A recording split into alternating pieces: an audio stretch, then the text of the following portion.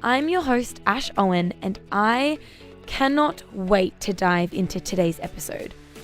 Now, we are going to look back all the way to March to episode 25.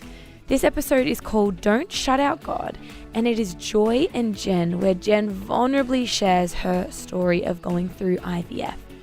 We reflect on Psalm 55, verse 22, where it says, "Cast your cares on the Lord, and He will sustain you. He will never let the righteous be shaken." Now, this is a powerful verse, and MJ and I unpacked what it looks like to truly trust God, to truly cast our cares on Him. Now, listen to this moment. It's a little bit longer than the clips from the last week, but I want you to hear the story of Jen's powerful faith and powerful testimony. IVF it's a physical pain. It's a mental pain, and it's also a financial pain. And every month I found that my hope will flutter between the fullest on one end, and then all of a sudden when things weren't working out, it will flutter to the smallest slider of hope. And so for someone who doesn't quite understand the process of IVF, how does it work on a month-by-month basis with IVF? So with IVF, you obviously see your doctor, and they'll prescribe you with injections. And these injections would increase your hormones, so then your body will go into action and pretty much produce eggs and make them grow into follicles. I know I'm saying a lot of these. It's a lot of jargon. Yes, Yeah. That's okay. That's fine. We're not a scientific podcast. No, let's not go into that. So these injections, I will have to inject into myself around the fat of my body, of my belly. Yeah. Yes, we have fat there. I will have to inject into it once a night at the same time, and keep going for about a week. Then I'll go into the doctors and go through ultrasounds and just checking how things are growing. And when they're at the right size, they're like, okay, let's go into this. Let's start getting these eggs out. So we'll have to go in surgery. And it will happen in 2 weeks brackets. So 2 weeks would be the practical, and then 2 weeks is of waiting. And so you can imagine my mental health was so affected, and it felt like a Russian roulette. Yeah. Am I going to be pregnant or am I not? Am I going to go through this again? Am I going to go through all the pain of the injections again? Or, it's a lot of practical things, and there's a lot of mental game as well. So I felt like I was failing. This went on for another year and a half. I was so sick of failing. And I just kept asking myself, why couldn't my body do what it's naturally supposed to do? I was doing everything right. I followed doctor's orders. I prayed every day. I went to church. I had family and friends praying for me. We'll have praying sessions together. And I'll always end all those prayers just crying. But God wasn't answering. I didn't hear Him. Maybe He was answering, but I couldn't hear Him in the ways that He normally talks to me. And I kept getting the same failed results, and I just felt like my best wasn't enough. I gave everything to God. I gave everything. I gave Him my worries. I told Him where all the bruises were on my body. I told Him my feelings of not helping my husband become the father that he always wanted to be. I just felt like I failed, and even though I casted all my IVF cares to Him, I still didn't hear anything. But I continued with Him. I continued praying. I continued doing IVF. But I also continued breaking. For 3 years of trying, 3 years of hope, 3 years of tears, and 3 years of believing. God did end up blessing us. He blessed us with 4 embryos, and ended up being pregnant with my daughter. MJ, this is probably one of my favorite episodes from the last 200 episodes. It's the chat with Joy and Jen really unpacks her journey of going through IVF. It's episode 25. So if you want to go back and listen to that, it's well worth it. It's so worth the listen. And, I'm so grateful for Jen's vulnerability, because it's not easy to share a story like that. It's not easy to open up about, seasons of life where the grief is real, where the disappointment is real, where the frustration is real. And I think that there's probably a lot of people listening today who this story would still resonate with so strongly, whether it is a similar journey in IVF, maybe it's a different scenario with a relationship, or maybe it's another form of illness, whatever it is. I think that it is so powerful in what Jen was saying, and how she just never lost hope and she never stopped pursuing God, even though it was 3 years, and 3 years is a long time. Yeah. 3 years is a long time to be praying and seeking and praising God for something that you're still not even sure if it will come to fruition. Yeah.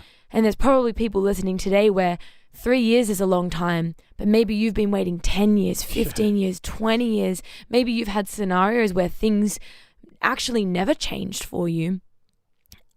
But what I love about this verse is it says, cast your cares on the Lord and he will sustain you. Yeah. And I think that's what this is all about. Yeah. It's actually not about the circumstance, although it's important. It's actually about us learning to go, God, are you enough? And God, are you enough to sustain me through this trial? That's where your faith gets really real. Yeah. Sometimes it's, you go like, God, I believe in you because I've got the house that I always wanted. God, I believe in you. And we don't say it as callous as that, but somewhere that's what we mean. It's true. God, I believe in you because you've given me the boyfriend or the girlfriend of my dreams, and now we're going to get happily married. You've given me the child I want. You've given me the career I want. You've given me the leadership position. God, you've given me all these kind of things, but you heard this beautiful vulnerability of Jen where the desire of her heart and of her husband's heart wasn't being met for years. And so it's whether, do you treat your relationship with Jesus like he's some divine ATM, that because he gives you what you want, then you fall into line relationally and we good? But what happens when he doesn't? I'm reminded of this interaction in the Old Testament where these men are standing before a leader and they are saying, we will not bow before you. It doesn't matter what happens. It's, Shadrach, Meshach, and Abednego. If you want to go real air, they're saying to this leader, we will not worship any other idol. We will not worship you. We will not bow before him. We will serve the one true God. Sometimes that's where we stop the moment where we're like, how great. That everything must have been good for them.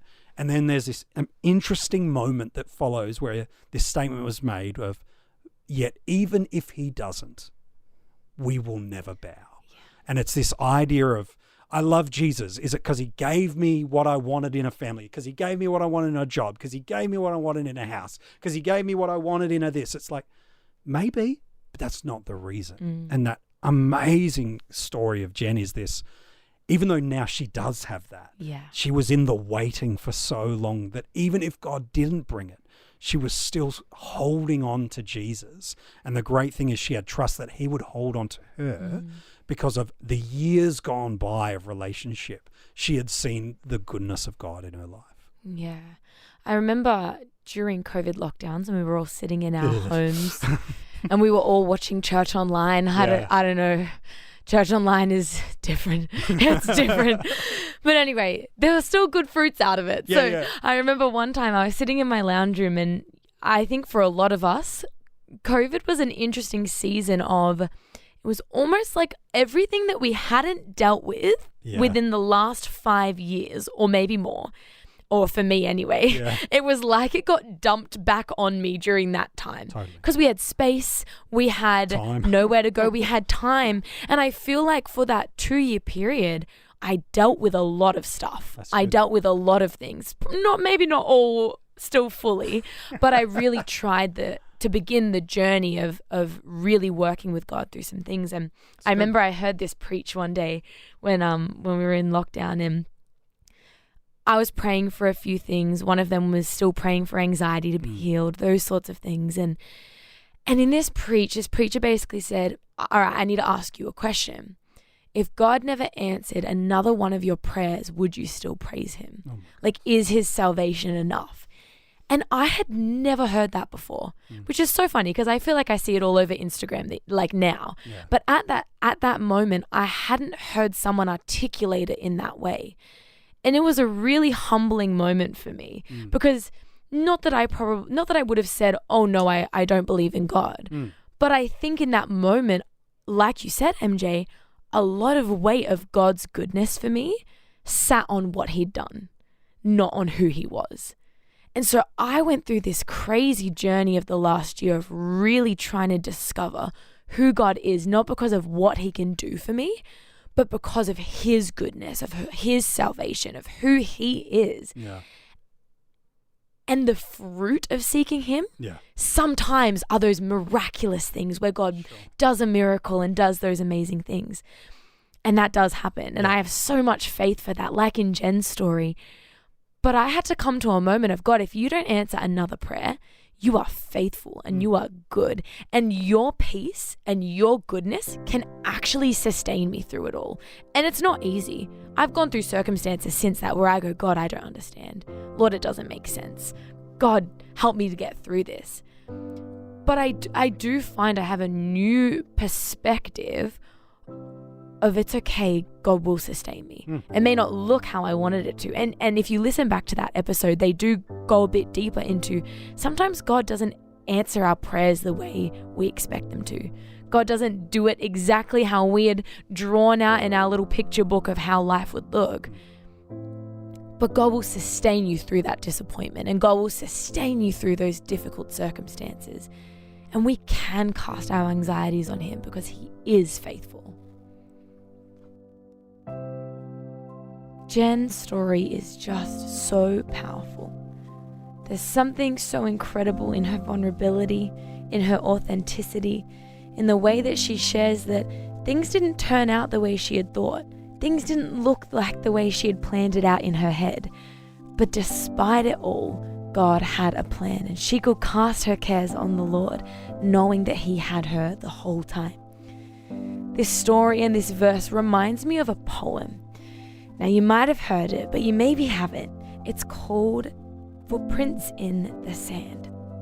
I want to read it out to you to encourage you, because this encouraged me through one of my most difficult seasons. In this poem, it says, "One night I dreamed I was walking along the beach with the Lord. Scenes from my life flashed across the sky. In each, I noticed footprints in the sand, and other times there was only one. During the lowest times of my life, I could only see one set of footprints. So I said to the Lord, 'You promised me that you would walk with me always. Why, when I have needed you most, would you leave me?' And the Lord replied, 'My precious child, I love you and would never leave you. The times where you've only seen one set of footprints is the times that I carried you.'" I want you to know today that God is carrying you. You can cast those anxieties. You can cast those fears on God, and he will sustain you. Like we said in the episode, it's not always a magic, everything fixed in the moment. But what I do know is that God won't let you fall.